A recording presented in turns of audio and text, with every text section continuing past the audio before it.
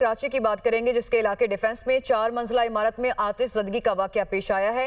Ground floor पर मौजूद workshop में लगने वाली आग पर काबू पा लिया गया है। इसी से मुतालिक ताज़ा तरीन सूरत हाल जानेंगे। नुमाइंदा दुनिया न्यूज़ बिलाल नसीर ने हमें ज्वाइन किया। बिलाल, क्या सिचुएशन है राइट नाउ? कूलिंग का अमल जारी है इस वक्त क्या?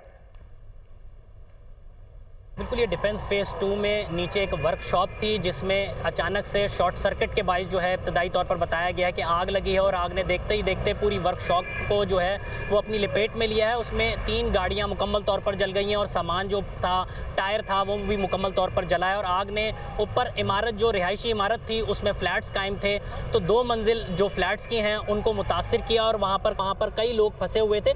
फायर ब्रिगेड की 6 गाड़ियाँ और स्नॉर्कर ने मौके पर पहुँच ऑपरेशन किया, आग पर काबू पाया। और जब 8 लोग जो हैं, खवातीन जिसमें शामिल थी, उन्हें बेहोशी की हालत में जिना अस्पताल मुंतकिल किया गया था, जहां इब्तदाई तौर पर अस्पताल इंतज़ामिया कंफर्म कर रहे हैं कि 2 खवातीन जो हैं, जो बेहोश थी, वो दम तोड़ चुकी हैं, जबकि 6 खवातीन और बच्चों समेत मर्द जो हैं वो इस वक्त भी जिना अस्पताल में ज़ेरे इलाज हैं।